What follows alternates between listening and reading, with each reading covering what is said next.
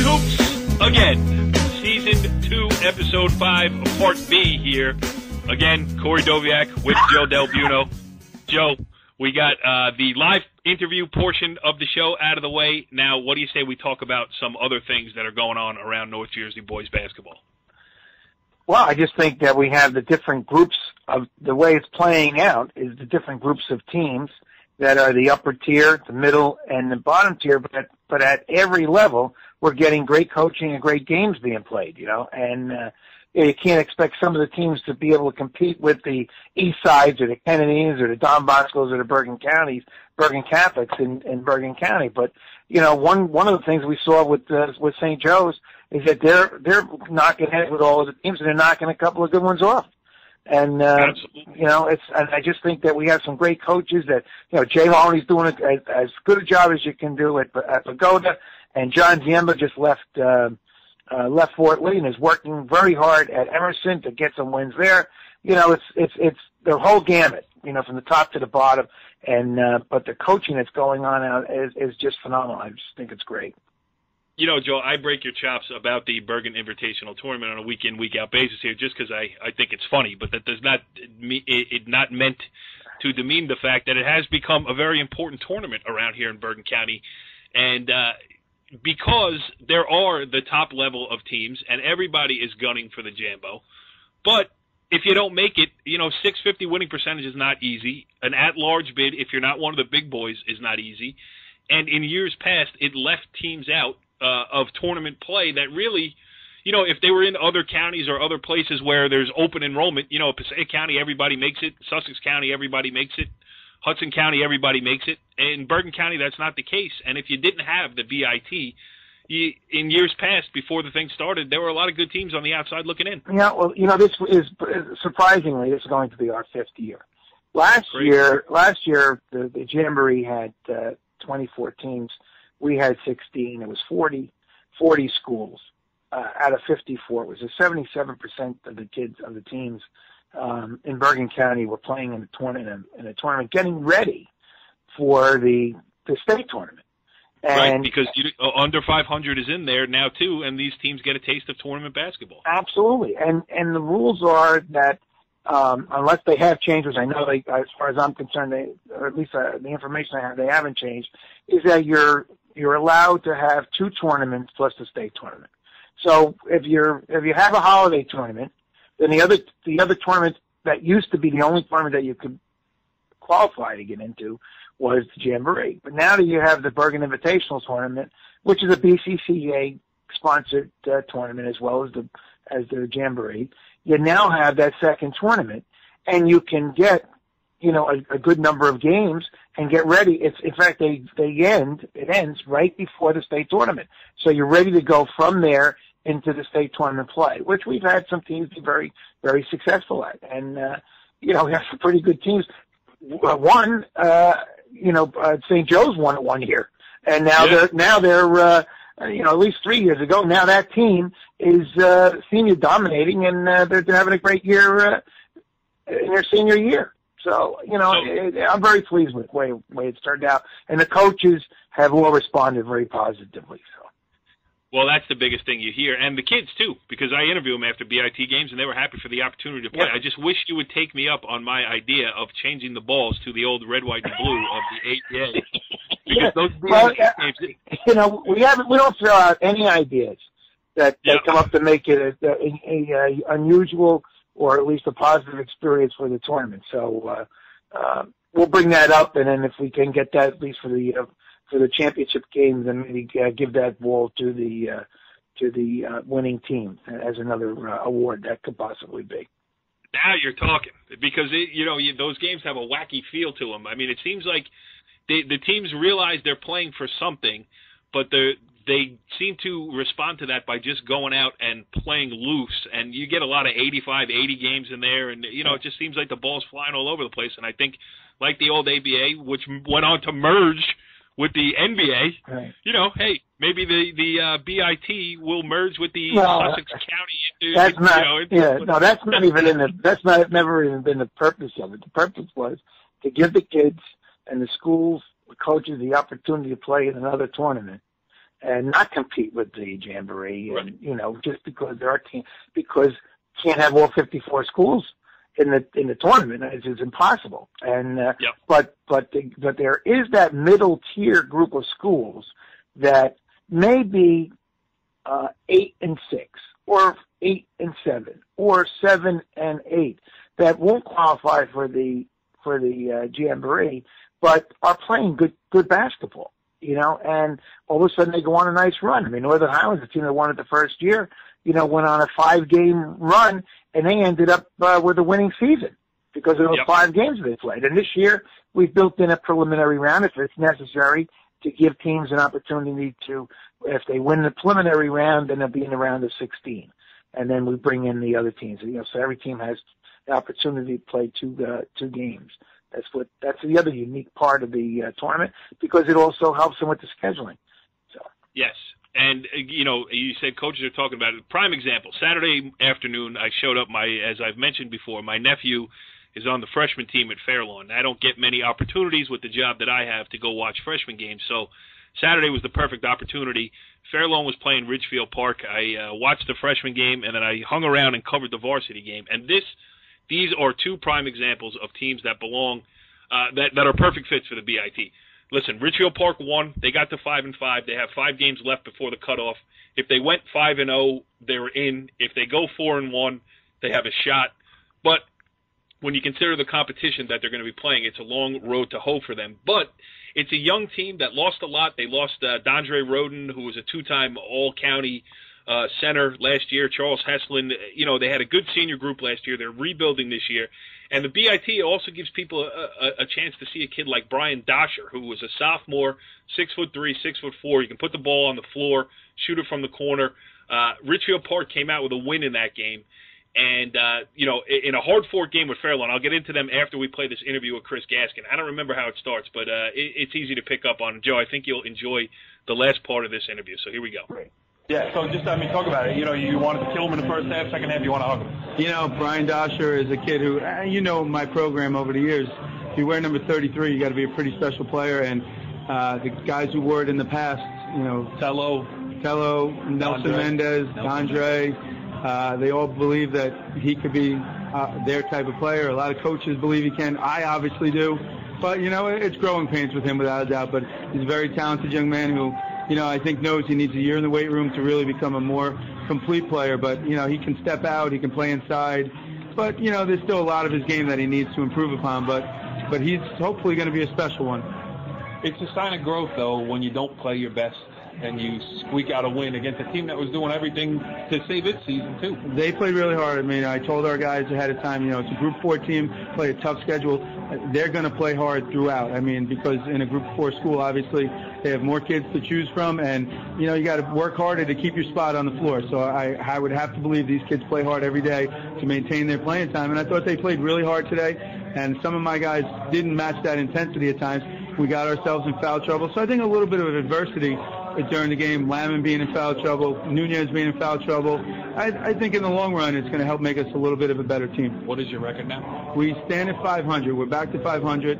5-5, right? 5-5. I spoke to the kids, as I told you a few weeks ago, about the old Michael Ray Richardson line, the ship be sinking, and they all told me it's not going to happen. And you know what? I think our intensity in practice has improved. I think our focus on the court, though at times today it didn't show it, I think it's improved. And we're a young team. We're starting 4 underclassmen. We have a couple seniors who are contributing, who are really helping, teach these guys the ropes a little bit. But I'd like to believe that we're only going to continue to get better. When was the last time you didn't make the Jambo? The last time we did not make the Jambo, we made it every year since 2006, except for the 2009-2010 season. So it's still the goal? It's always the goal, but a very tough schedule coming forward. And you know what? If it doesn't happen, then it's just something for these guys to think about the whole off season and say, look, that was one of our goals that didn't happen, and we certainly need to work to improve so next year we can make it a reality. All right, now please say into the recorder for my co-host on Talkin Hoops, Joe Delbuono, that you will consider the B.I.T. should something happen where you do not make the birthday. Not only will I consider the B.I.T., since I grew up right on that Bergenfield-Dumont border, right around the corner from the Monument on Knickerbocker Road, I certainly would. I'm pushing to be the top seed in the Monument division. Thank you, sir. Joe, can you work something out for my man Chris Gaskin? Yeah, I think we can. And certainly he's got a good record there, and he's got some good wins too. So we'll see what happens. The guys will get together, but it's certainly the Monument is. It's very interesting that he mentioned that. It seems as though it's caught on that we've named the sections in different parts of Bergen County with the Monument, the Meadowlands, the Mall, and I'm going to think of the, did I say Monument already? Yeah. And so, it's your tournament. Yeah, I know. I know. I'm trying to think. Well, while you think, I will say this. I saw Al Coleman, the Pascack Valley head coach, in the gym today, too, and I said, "You're going to go into the B.I.T.?" He said, "Yeah, I want to be in the mall division." So it really has caught fire. I know. And you know what Al Coleman says about Talkin Hoops on NorthJerseySports.com? You're the best coverage of North Jersey sports around. That's a direct quote. Wow, that's great stuff. Great stuff. The other side of that Ridgefield Park Fairlawn game is Fairlawn, and they lost Chris Mosley, one of the best players in school history, not just in Bergen County last year. They lost their head coach, Rich McAuliffe, who went on to, I looked it up on the website the other day. I think Brooklyn College is 14-3 in his first season there. Yeah, so he's doing great things. All of those players from last year, save for one, are gone. I mean, Kyle Sabella took over as the head coach this year. They have nobody left in the program except for Dylan Welsh, the point guard, as I mentioned. He's a junior. And I think they're a great B.I.T. candidate, too, because you look at their record, 2-7, you're like, oh, they're bad. But if you listen to the interview we did with John Fink, you realize the league that they're playing in. Yeah. And against Ridgefield Park, they were missing a couple kids, couple starters out, 2 rotation guys out, and they played right down to the nub with a good Ridgefield Park team. I caught up with Kyle Sabella after the game. A bunch of different things that we talk about, and I have to send a message out to my man Jimmy Callan, the Hurricane over there at Ridgefield Park High School. When I'm doing post-game interviews, bro, please turn down the Sweet Caroline a little bit. So that's roaring in the background, this interview with Kyle Sabella. This is one of the times where the right hand and the left hand should have been working closer together, because I ended up going to the Fairlawn because I thought the Fairlawn game was and Ridgefield Park was going to be at Fairlawn, but I don't know whether it was switched to Ridgefield Park or not. So, but Fairlawn is one of the teams we want to take a look at because of exactly what you said, is the fact that they play a tough schedule, and with the mountain region that I didn't mention before. So it just took me to get the M's out of my mouth. So, yes. But we'll do our best to make sure we accommodate as many teams as we can for the region that they actually represent. All right, let's take a listen to what Kyle Sabella had to say. Again, big picture, this is a great experience for these guys. These guys are returning for me next year. So, every game I learn a little bit more about my personnel, and, we had some great possessions, and we take some awful shots. And when we need to stop, we don't make correct rotations. It's all going to come in due time. How tough has it been for Dylan? Because, he was the point guard of a great team, and now he's it's not his game to try to score and beat people off the dribble, but he's got to be that guy now. It's a total 180 from last year. He's a distributor, he runs the show, and now he's got to count on to score 15, 20 a night. And if he doesn't do that, we're not going to win. So we have constant conversations all the time. He's frustrated, but he knows, again, big picture, next year, we're looking good. But mentally, he's good. He takes possessions off, too. He's got that lethargic play to himself, but but that's the way a point guard. So you kind of want that. I think you want to take plays off. But you want your point guard to be expensive to you on the court, and every game he's getting better at that. Like, he's calling some plays himself. He sees things that sometimes I don't see, and he's been a big help for me. And like I said, he's the only one with experience from last year. No one else played last year besides him. So it's been tough, but they play their asses off. How about for you personally, making the switch? I mean, it's a different ball game from being seat 2 to seat 1. Being assistant coach is the best job in the world, because if you help out and you win, and you help to win, and you lose, it's not your fault. Now you take a step down, and all the pressure's on you. But it's building a program. I mean, the whole program is my system now. It's building an environment that I just built off of Rich, though. This is not a huge big difference. Rich built a great foundation for me, and I'm just continuing that. Yeah, I mean, you could see he's got his finger on the pulse. Very good. Really good stuff. And he's one of the coaches that John was talking about. Yeah, a young guy going up against Rob Korsich, John Fink, and Joe Light on a night-in, night-out basis up there. Right. Again, they're a fun team to watch too. And Dylan Welsh, it's a shame that he's not going to get any recognition because of what their record says. But he's a fun point guard to watch, and the kid never breaks a smile, never breaks a frown, just keeps playing.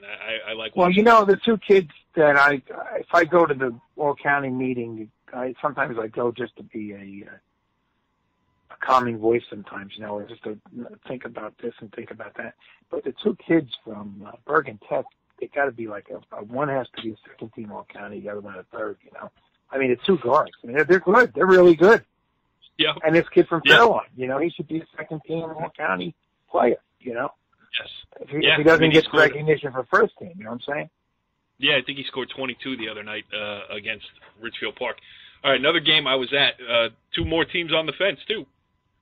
Dwight Morrow against one on the road, a big win for them against Cliffside. They were, I think, 6-5 going in. They got the win. They were 7-5, and then as we taped this, I found out that they won today, which is Sunday, at the public versus private showcase as well. So that's another win for them to improve their positioning. But, you know, they're on the fence. They played a tough schedule early. Their head coach is Donovan Osbourne, or Ozzy Osbourne as he goes by nowadays, and I caught up with him after the game. Let's have a listen to that. They kept trying to make a run. You guys shot it well enough and created enough turnovers to keep it, cushion the whole way. And that, didn't come down to free throw shooting, which I'm sure you're happy about. Oh, I'm not happy about the free throws because I think we shot under 40% today. So, we'll be in the gym running tomorrow and working on free throws again. But a lot of credit to Sean, man. His kids are tough kids. It's always a tough place to play in here. And, they did an outstanding job, man. They pushed us, we pushed them, and that's just a backyard brawl, man. It's a Cliffside Angler game. That's what that is. Absolutely. And Sean and I go way back, and it's fun. It's stressful, but it's fun. But, Sidney he can do everything. He can rebound. He can play the point. He can play the five. A kid like that, versatile with the way you run guys in and out. Having him as a constant in there, I think, is big for you too, right? Sid plays the 1, 2, 3, 4, 5. Never complains. He plays the biggest guys, the best player. He's a special kid, man, and not just from basketball standpoint, but academically and just overall person. Really special kid. So when you throw different challenges at him, he handles it, and he handles it with class.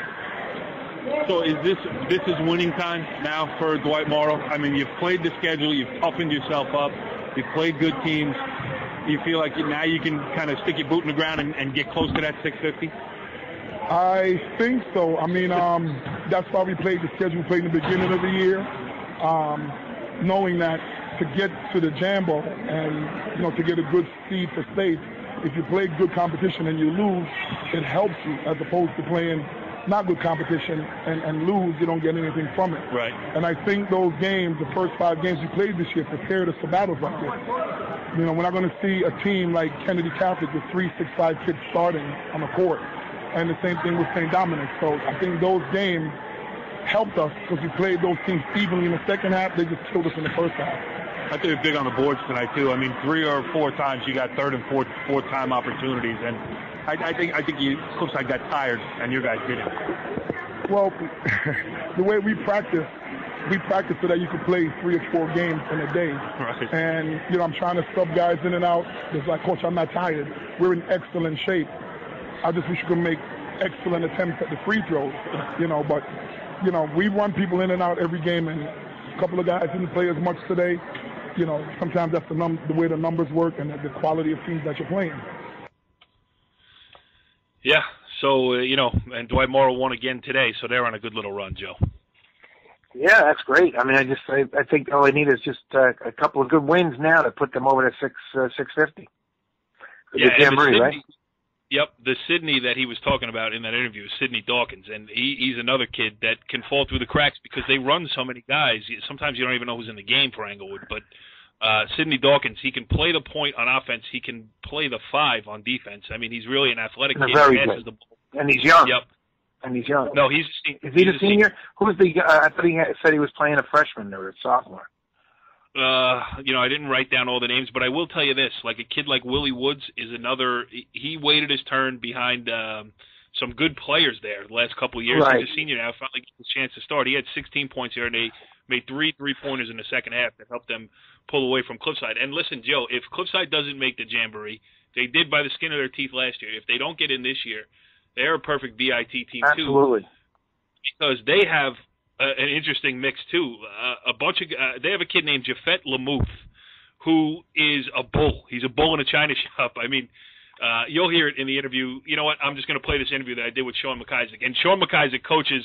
Yeah, he's from the Jay Mahoney School. He coaches as hard as anybody else. That gym was hot. He and Ozzy probably lost about 5 pounds each with the sweat that was flying off the sideline. So let's. I don't remember where this interview with Sean MacIsaac starts, but again, he makes some good points in here, and let's have a listen.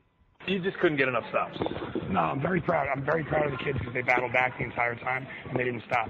And they were down and out, and we could have been blown out by 25, and they battled back. And I'm extremely proud of their effort and in that situation. Why did we lose? I don't know. We play zone. Typical, I guess, conventional method. We say we man up with them. I don't think we can match up, and I was nervous about their just ability to drive to the rim. And they shot the ball extremely well. I couldn't believe some of the shots they were hitting. I think they were contested. I don't know if I could really tell live, real time. But unbelievable shots, unbelievably on the offensive glass. And yeah, exactly, we could not get stops. When we needed. Well, you say you're not going to make the Jambo, but that is not the case. You have a real good chance to make the Jambo. I mean, if you stick your boot in the ground right here, go on a little 3-game run, which you can do. I mean, I think this was the battle for the best team in the league, and if that's the best team in the league, then you can beat every other team in the league. Yeah. I mean, if you play Englewood again, you can beat them too. Yeah, schedule-wise, yeah. I mean, we had Lincoln on the road in Jersey City. We beat them previously, but, they're going to be ready to go. That's a good game for us on Saturday, and that's really where it starts. And it starts there on Saturday, and we just got to do the best we can. And I just want the kids to really, kids are kids. And I want them just to kind of stay the course. And I told them, this isn't like after a state game where we're hugging each other and saying the season's over. And a kid might feel that way, And I get frustrated at times, man.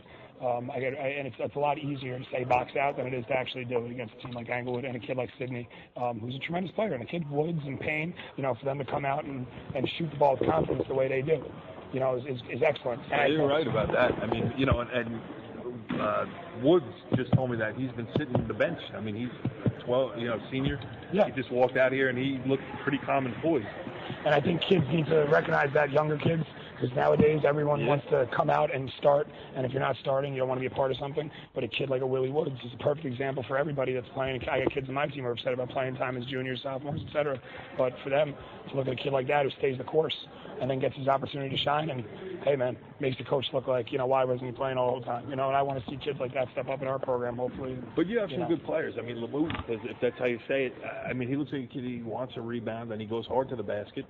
Yeah, he's doing a great job for us. He handles, he drives, he kicks. When he's under control, he fouled out every single game that we played against. And here's your scouting report. Just go ahead and take the charge. But he's working on jump stopping. A lot of it, too, is that when you're a big kid like that handling the basketball and little kids are going to step in and take charges, it's just, and I tell them it all the time, your body and at the speed that you're going at, when a kid steps in and takes one, they're going to give the advantage to the little guy. And he's going to go flying. And he's, exactly. And he's frustrated right now. And he's really frustrated, but I really think that he has a great skill set. And I think he's come a long way from when I first met him to where he is now. Is he a senior? He's a senior. Gabriel Valerio is just like a rock inside. Shunt Caragelli emerged. You probably remember his brother Coco from years past. And Shunt is really, really stepped up. And then Marquise is just like a glue guy. Marquise Wright, he can't come off the floor. He's a tough matchup too. I mean, a big guy who can handle. He can handle it a little bit. He makes the right passes. He's just an athlete, a competitor. He knows what to do. And I could talk about the kid Julian. I really love the point guard. I think he's doing a great job for us. He's undersized, but he plays a lot of heart.